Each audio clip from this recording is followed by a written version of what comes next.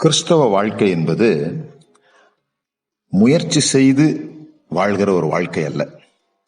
இயேசுவை சார்ந்து கொள்வதினால் உண்டாகிற வாழ்க்கை கிறிஸ்தவ வாழ்க்கை.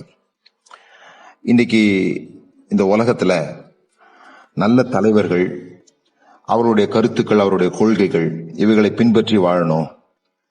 ஒவ்வொரு குட் ஃப்ரைடே அன்னைக்கோ, ஈஸ்டர் அன்னைக்கோ அல்லது கிறிஸ்துமஸ் அன்னைக்கோ உலக தலைவர்கள் கிறிஸ்தவர்களுக்கு வாழ்த்து சொல்லும் பொழுது இயேசு கிறிஸ்துவின் போதனையை பின்பற்றி நாம நடக்கணும் அப்படின்னு சொல்றதை நீங்க கேட்டிருப்பீங்க. அதேதான் சபையும் கூட சொல்லுகிறது, இயேசு கிறிஸ்துவனுடைய போதனைகளை பின்பற்றி நாம நடக்கணும் அப்படின்னு சொல்லி. ஆனா வேதம் என்ன சொல்லுதுன்னா, இயேசுவை நோக்கி பார்த்து நாம் வாழ வேண்டும். விசுவாசத்தை துவக்குகிறவரும் முடிக்கிறவருமாகிய அவரை பின்பற்றி அல்ல, விசுவாசத்தை துவக்குகிறவரும் முடிக்கிறவருமாகிய இயேசுவை நோக்கி நமக்கு நியமித்திருக்கிற ஓட்டத்தில் பொறுமையோட ஓடக்கடவோம் என்று சொல்லப்பட்டிருக்கிறது. இயேசுவை நோக்கி பார்ப்பதினால ஒரு பிரதிபலிப்பு நமக்கு உண்டாகிறது.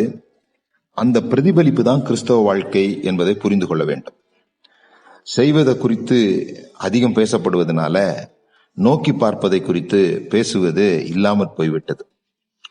தாவீது சொல்கிறான், எனக்கு ஒத்தாசை வரும் பர்வதங்களுக்கு நேராக என் கண்களை ஏறெடுக்கிறேன் என்று. அந்த பர்வதம் இயேசு கிறிஸ்துவே என்று பவுல் சொல்வதன் மூலமாக நாம் புரிந்து கொள்கிறோம். பாவத்திலிருந்து தப்பிக்க என்ன வழி? இதுதான் நிறைய பேருடைய கேள்வி. அதுக்குதான் அவங்க நல்ல நல்ல கொள்கைகளை பின்பற்ற பாக்குறாங்க. இன்னும் சில பேர் 10 கட்டளைகளை பின்பற்றினா பாவத்திலிருந்து விடுதலை ஆயிரலாம்னு நினைக்கிறாங்க. ஆனா மோசே இஸ்ரவேல் ஜனங்கள் கர்த்தருக்கு விரோதமா பாவம் செய்த போது கொள்ளிவாய் சர்ப்பங்கள் அவங்கள கடிச்சது, அவங்க மரணம் அடைஞ்சாங்க. அப்ப ஜனங்கள்லாம் ஆண்டவர்கிட்ட வேண்டிக் கொண்ட போது மோசேவை ஒரு வெண்கல சர்ப்பம் செய்ய சொல்லி அதை ஒரு கம்பத்தின் மேல தூக்கி வைத்தான். அந்த வெண்கல சர்ப்பத்தை நோக்கி பார்த்தவர்கள் பிழைத்தார்கள். இததான் இயேசு யோவான் 3வது அதிகாரத்துல தன்னை ஒப்பிட்டு சொல்லுகிறார். சர்ப்பமானது மோசையினால் வனாந்திரத்தில் உயர்த்தப்பட்டது போல மனுஷகுமாரனும் தன்னை விசுவாசிக்கிறவன் அவன் கெட்டு போகாமல் நித்திய ஜீவனை அடையும்படிக்கு உயர்த்தப்பட வேண்டும்.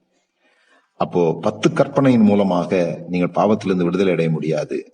சிலுவையில் அறையப்பட்ட இயேசுவை நோக்கி பார்ப்பதினாலே பாவத்திலிருந்து விடுதலை அடைய முடியும். அன்றைக்கு சர்ப்பம் தீண்டினவர்கள் மரணத்திலிருந்து தப்புவிக்கப்பட்டது போல நாம் பாவத்திலிருந்து தப்புவிக்கப்பட முடியும்.